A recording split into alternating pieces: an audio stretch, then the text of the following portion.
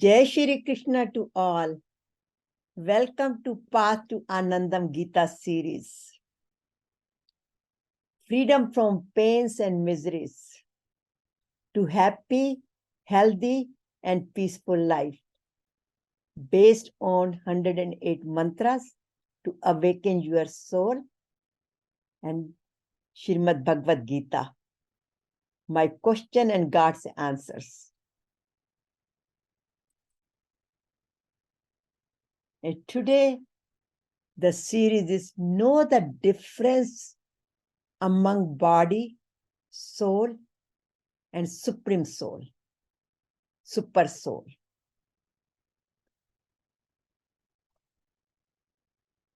And pranam to Guruji, Hariharji Maharaj. Thank you very much for your blessings.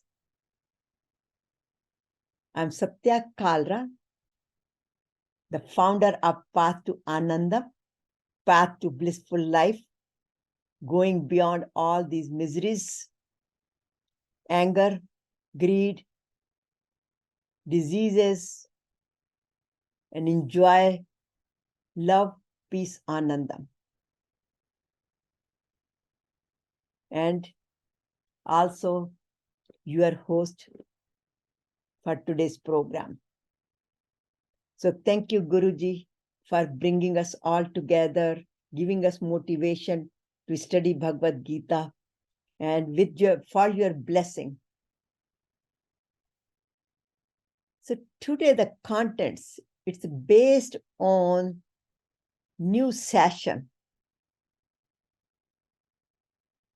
starting from chapter 13, verse 1. What is creation? What is field? Kshetra. What is Kshetrajna? Who is the creator? Who is the knower of the field? What is true knowledge? And how to know it? How to get that wisdom, that true knowledge? What is the body made of? And practice and our homework. And today's Sankalpa, I witnessed the play of all. Meditation and question and answers. And again, to reminder all of us, this series 1 was started in January 2022. And the purpose was new of me and the ultimate purpose of my life. So let's all pray to our beloved Bhagwan Krishna Ji, just like Arjuna, who lost his heroism, became hero to zero with confusions and went into depression, which is called Vishad. He went into Vishad with fear, worries, all the negative elements or the negativity came over him, which is called Vishad Yoga. Why? Because he converted the Vishad into Yoga. He used that Vishad to get the ultimate knowledge, who is, that's why it is called Yoga. Union with supreme power, union with your higher self.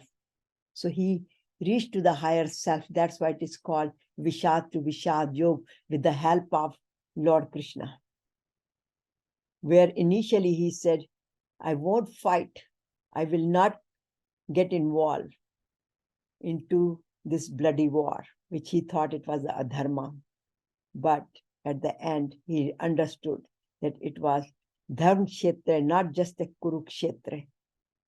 So with that blissful journey, let's all pray together to Bhagwan Krishna and ask for his guidance, and with surrender and humble request. Karpanye dosho pahat svabhavaha paschami tvam dharma sammood chetaha yache isyani nishchitam bruhi tanme Shishyasteham shadimam tvam prapanyam. Shishyasteham shadimam tvam prapanyam. My heart is overpowered by the weakness of pity. I have lost all my composure, and my mind is confused about my duty. Dharma, I am requesting you to tell me what is definitely good for me, not what I want, what is definitely good for me. Why? Because I am your disciple. So I'm requesting you very humbly. So let's all go on that blissful journey together to self-purify ourselves, get rid of all the negativity, fears, doubts, and transform ourselves, reach to our highest conscious level and experience that I am Satchit Ananda. So with his request, Shri Krishna Bhagwan Ji blessed him, who was his divine company, his charioteer, took him to that journey to remove his pains and sorrows and blessed him with new wisdom. So he took him step by step and gave him the wisdom of the true knowledge. Who is the creator? What is creation? Who am I? Who are we? Body, individual soul, and supreme soul. In other words, Jivatma, Paramatma, which we call it Jagdish, Jagat and Jagdish, and teaches how to attain eternal happiness, peace, Anandam, while living in this material world, Maya, Prakriti, and the purpose of life, God and self-realization, realizing my true nature. And this is all based on Swamiji's quotes at different times. So thank you, Swamiji, for giving us that wisdom. And Lord Krishna, for bringing Bhagavad Gita in our life. So on this journey, Gita,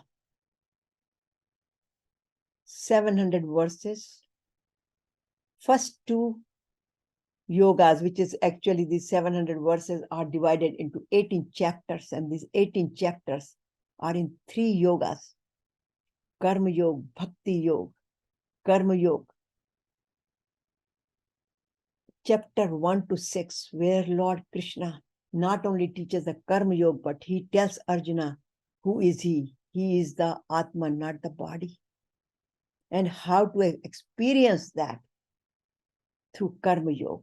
How should we behave in this world? What should we do? What should we not do? How should we perform our every action?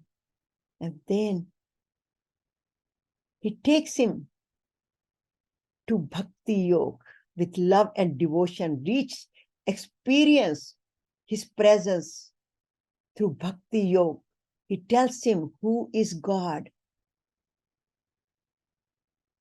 and how to attain it, how to enrich oneself, get better relationship with him, more and more come closer to him, become his dear through Bhakti Yoga. So by teaching him that who is God, Vasudev Sarvam Iti, and how to experience Vasudev's presence through Bhakti Yoga, through love and compassion. So he tells him who he is, where he shows him even his Vishwarupa, and then experience and become his beloved, is dear to him. And now, Gyan Yoga, true knowledge, where Lord Krishna Now tells him, now you learn about the karma, now you learn about the bhakti. Now you have to learn truly who you are, how this whole creation comes, and where do you fit in this creation. And the name of the chapter is Kshetrajna Yoga.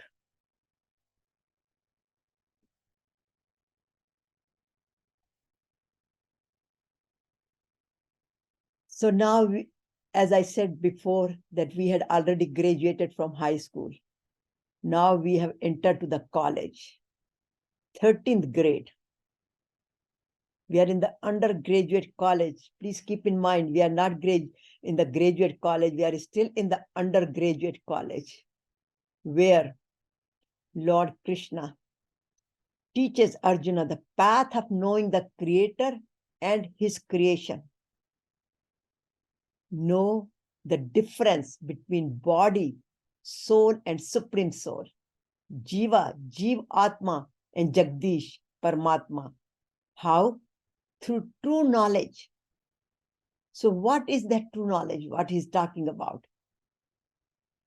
This whole Gyan Yoga from chapter 13 to 18 is the knowledge of oneness, the knowledge of going beyond miseries, experience your true self.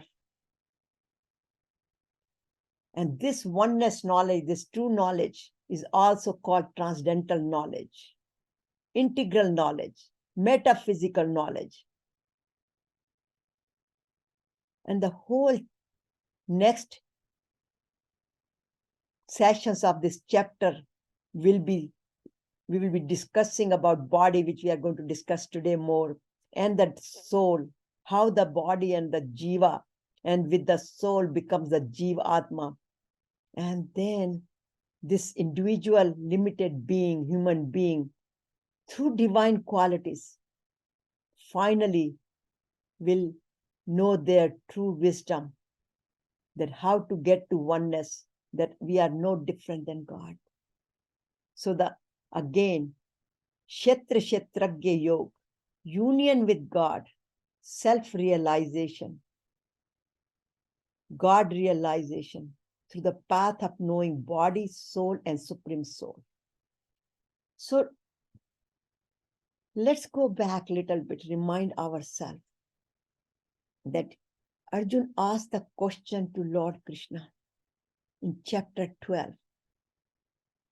Who is the best yogi? The person who worships with form or without form, Sakar Roop or Nirakar Roop, duality or oneness. And Lord Krishna tells him that in today's world, it is very, very difficult to experience the presence of God through oneness, through meditations, because it's not easy to do that, because their mind is scattered everywhere.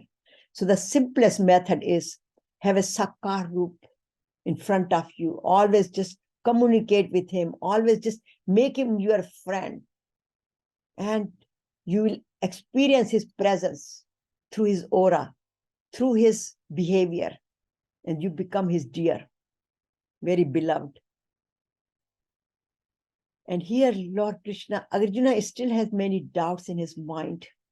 So Lord Krishna explains him he says very briefly, but he gives him the basic knowledge, a path of knowing your body, soul, and supreme soul.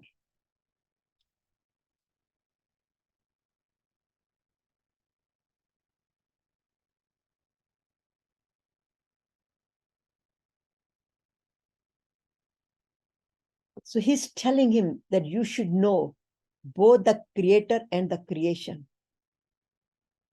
दुनिया बनाने वाले को जानो, पर अपने को भी पहचानो कि हम कौन हैं.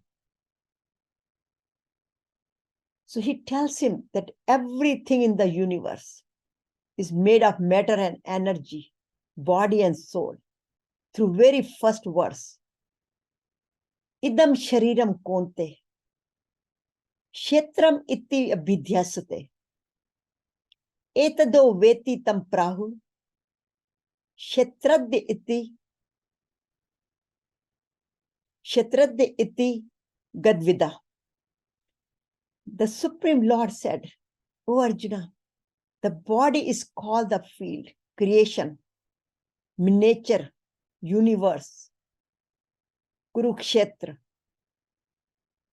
One who knows this is called the knower of the field, creator, supreme soul, Kshetrajna."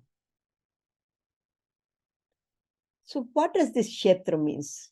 Idam shariram. He tells him in such a forcefully, idam shariram. This body is a Kshetra. It is a field of action, which is, we saw that it is a Kurukshetra. And then he further explains him, this is the tree of sanskaras, which cultivates of good or bad karmas,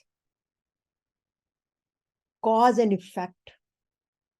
So as you reap, so you sow.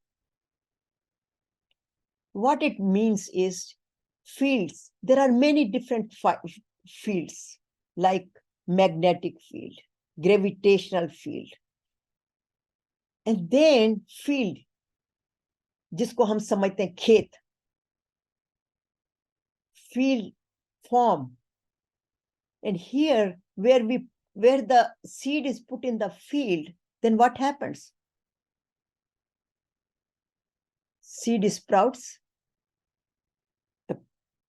grows into from plants to tree, gives the flowers, and finally the fruits.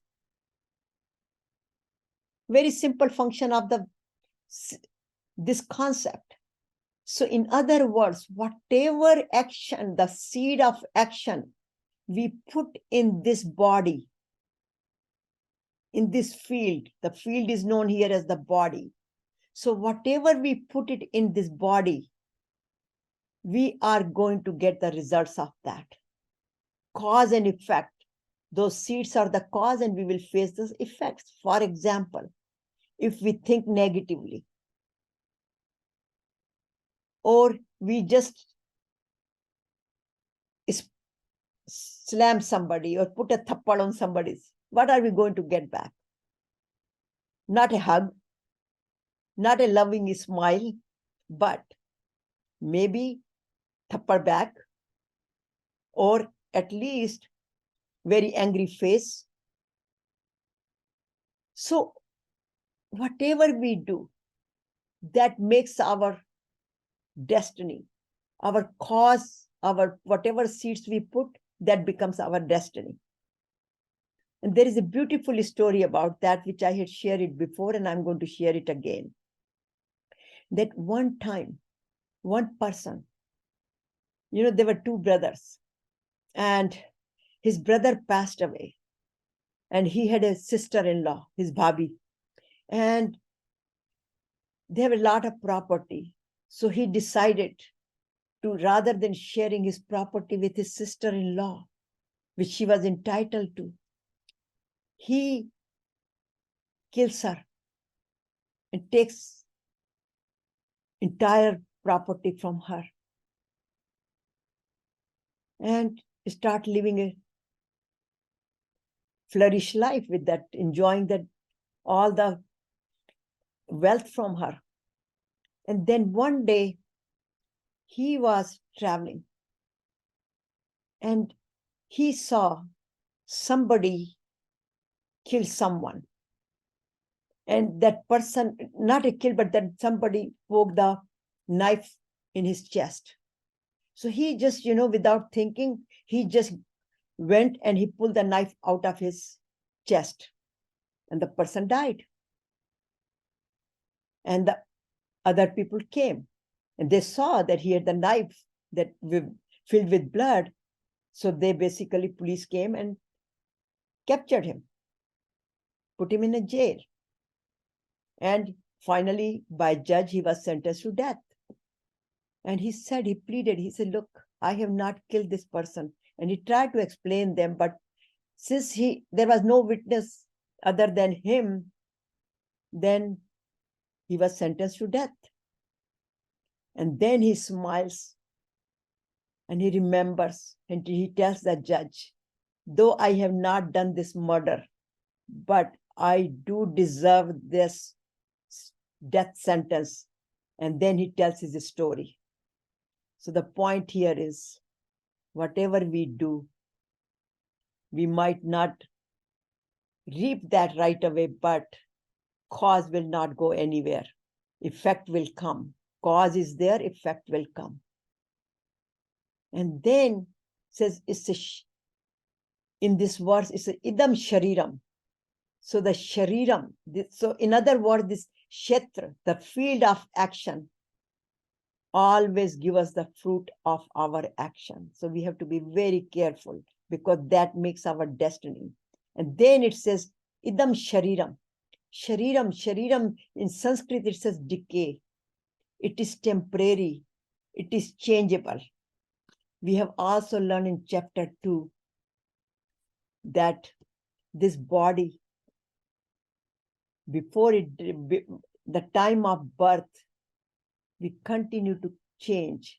And it says, Dehino asmin yatha dehe komaram yovnam zara tatha dehantar prapti dhiras tatra namuhate. It's in the chapter 2, verse 13. In other words, this body keeps changing. And then, what is this body? This is a kavach. This is the archer of the soul. So even though this body is temporary, but it is very, very important, because it is a foundation for every action. It is a moving temple where the soul resides in it. But once somebody knows that this is a temporary body, soul is residing in me, then that person becomes the knower of the creation. Field, body, nature, because of these natures. So then we understand, and then by sages, what is called? It is called Kshetrajna. So the person who knows this is known as Kshetrajna. So in other words, we are not just the body. The current which flows, the energy, we all have the energy. We are made with matter and energy. Whatever you see the body, that is body. But the energy which flows in it, that energy is the one which is called soul. So we are made with body and soul. So what is a permanent? Here is the difference. We are temporary. Soul is permanent. And that permanent soul, which is peaceful, anandam, it says, Nenam chidanti shastrani, nenam daheti pavaka, na chainam kaldyantam po na shochati maruta. Which we also learned in chapter 2, very first lesson Lord Krishna was trying to give to Arjuna, that you are not the body, you are the soul. So the true knowledge, the knowledge of oneness, knowing the difference between body, soul, and supreme soul, Jiva, Jiv Atma, and Paramatma. Once this is again, I'm re-emphasizing this because it is very, very important, that because nowadays we hear a lot about metaphysical knowledge, and that is also called the metaphysical knowledge, where it says we are the microcosm and the whole universe is a macrocosm. So Jiva and Jiva Atma. So Jiva, what is Jiva and Jivatma? This body is Jiva. Without this current, this is just a body, dead body. But when this current flows in it, then it becomes Jiva Atma because soul is in it, Jiva Atma. What is Jiva Atma? You and I, we are all Jiva Atma. We are individual being. We are Nar, which we call it Nar. And there are many. Whole universe is filled. It's not just the Jivatma, you and me. Whole universe is filled with so many living beings. They are all Jivatmas. At the same time, the Supreme Soul, Super Soul, which is called Paramatma, God, Jagdish, who is the mother, father of all of us, which is called Paramatma. We as the individual soul know only about ourselves. Here you can see this universe. And here is the one individual just knows about him or herself. But God, who created all of us, knows about all of us.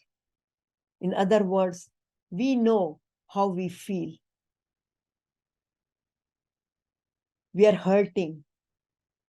We have physical pain. We have emotional pains or emotions, good and bad.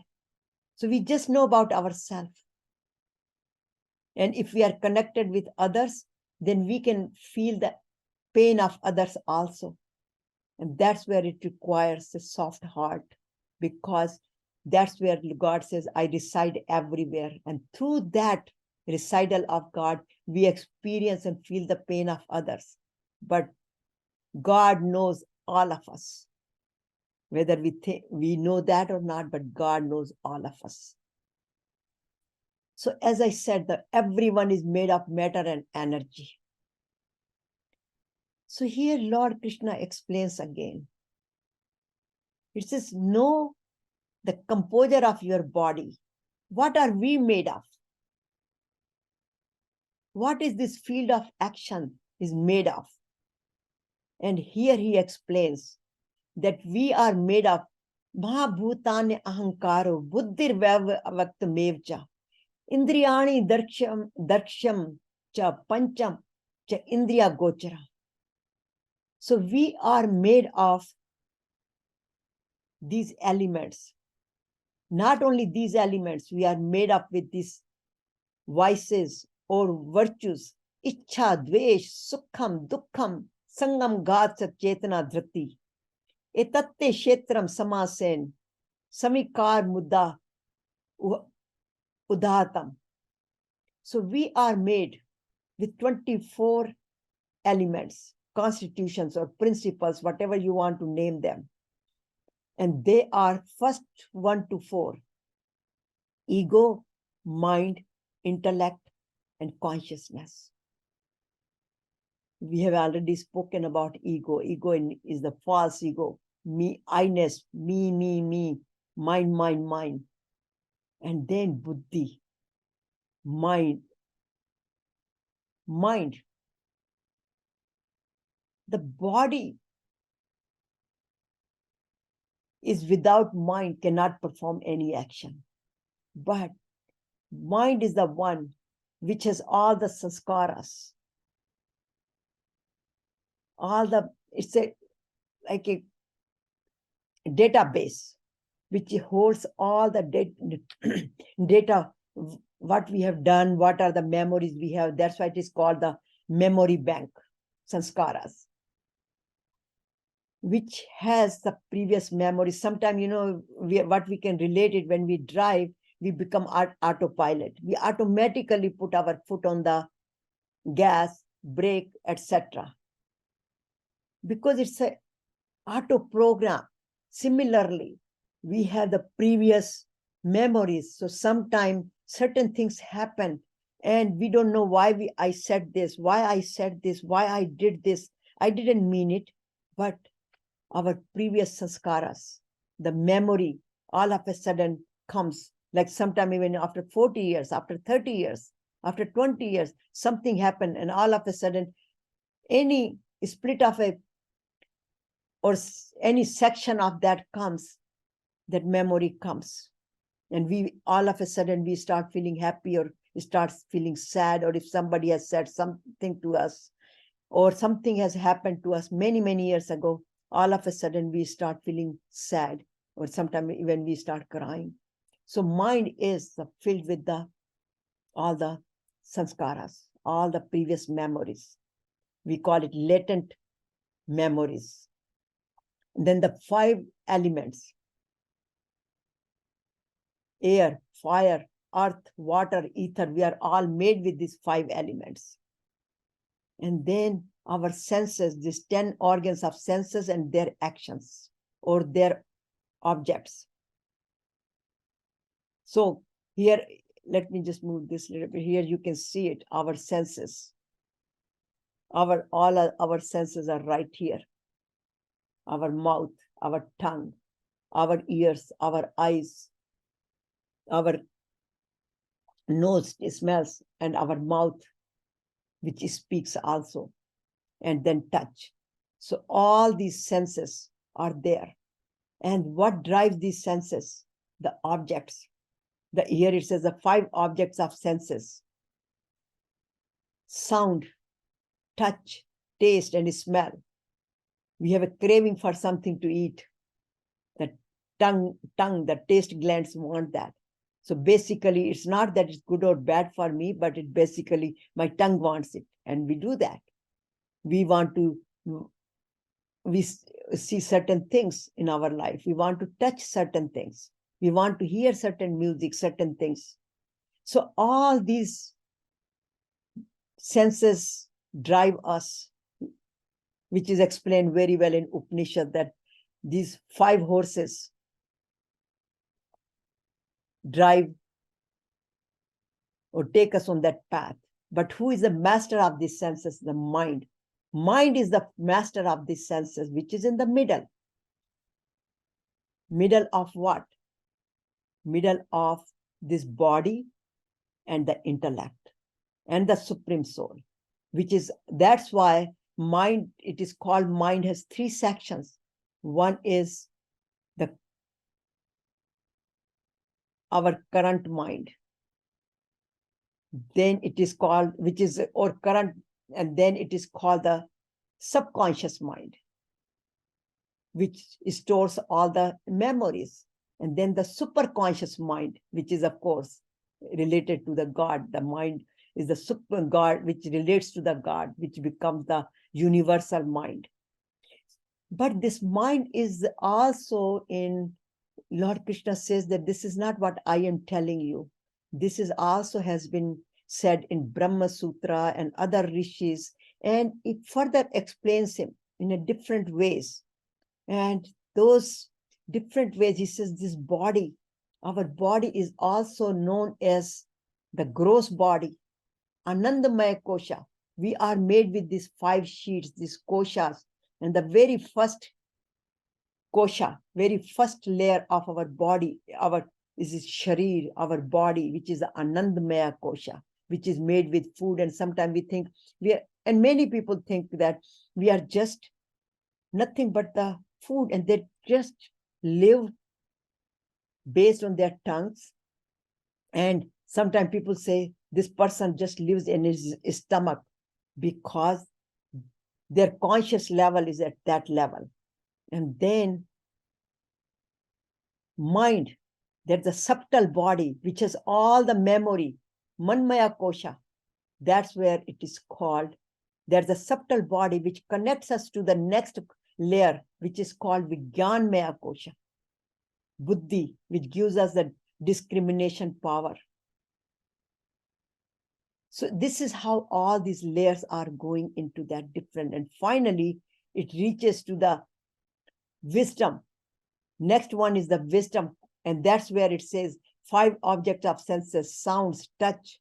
But this one, the desires and aversion, happiness and miseries, the body, consciousness, and all the wills, all this comprise the field, our body, our gross body, our subtle body. And then finally this layer, which is called the Supreme Anandamaya Kosha, where we experience the presence of God. So all these aversions, this happiness, unhappiness, are related to this gross body.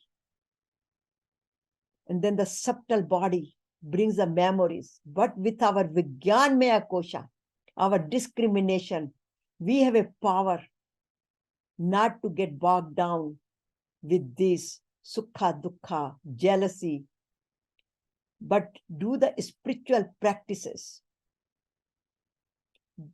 Because this body is the foundation of our life. And this body, through this energy, through this soul, individual soul, which is in this body, can remove all this negativity. How? With all these spiritual practices. Karma Yoga, Bhakti Yoga, and now we are on the Gyan Yoga. So, though body is a foundation of all these bodies, our body, our action field, but all is required. We cannot say the body is useless. Body is required for the self-purification, self-transformation, and then experience in the self-realization. So purity to divinity, and then the unity, then the oneness comes. So knowing that I am made with all these 24 principles, which gives also the analogy with our koshas, which we have studied previously as well.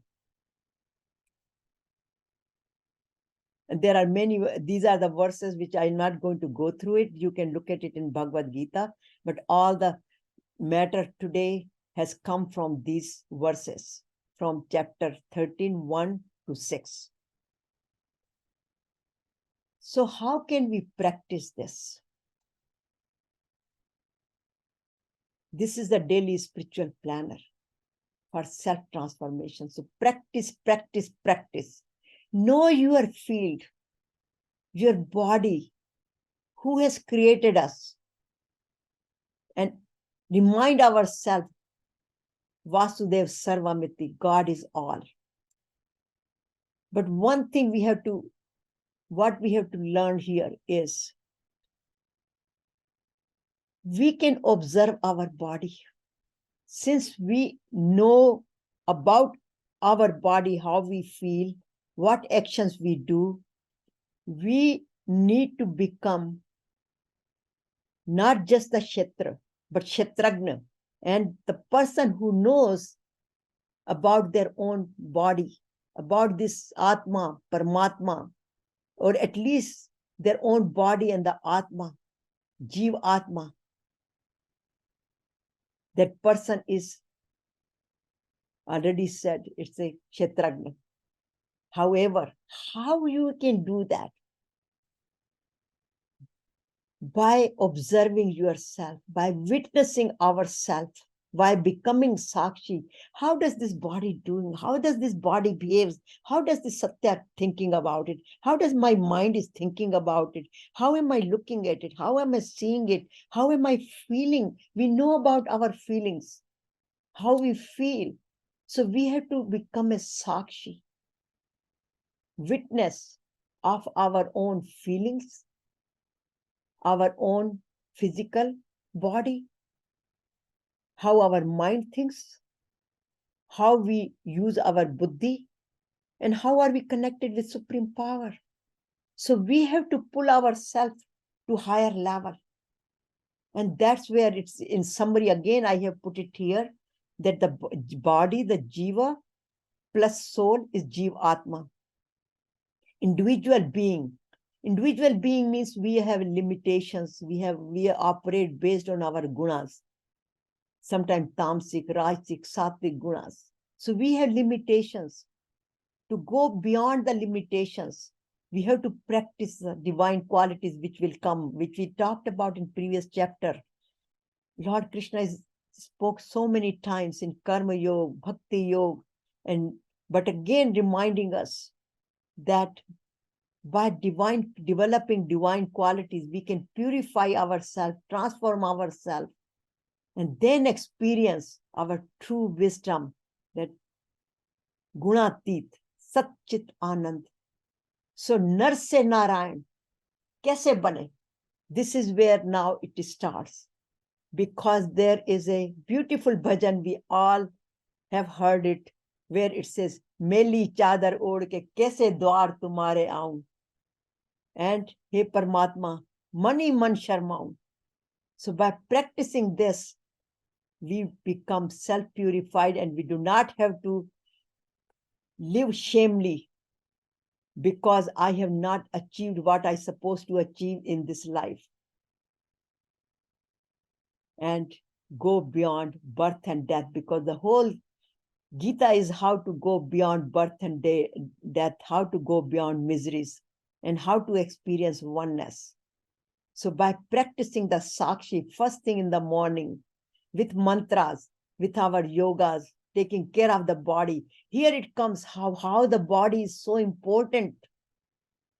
And then contemplate on one thing. And I think from now on, for whole chapter, if we can contemplate just being witness, that itself will be a big achievement for us.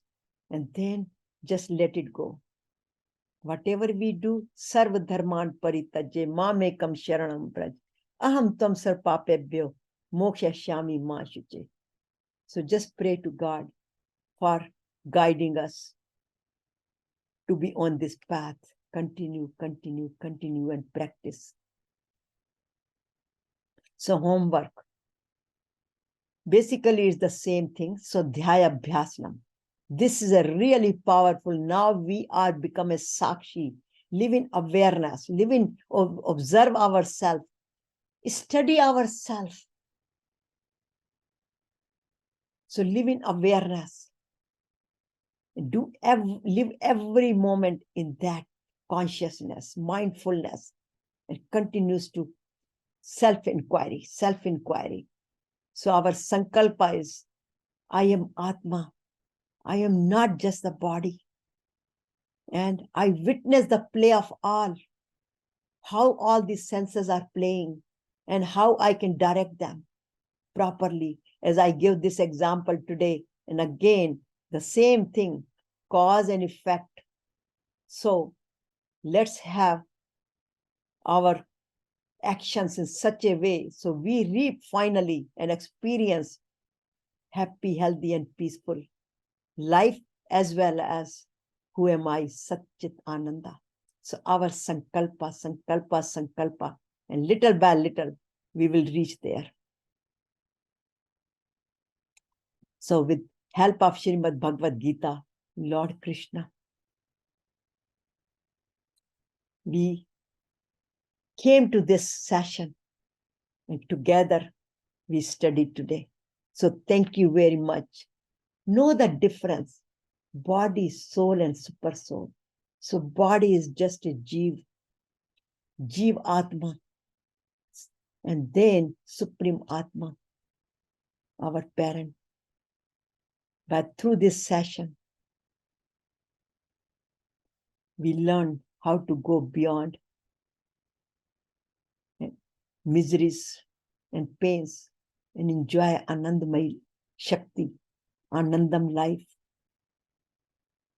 and experience ultimate, the presence of Supreme. So thank you very much.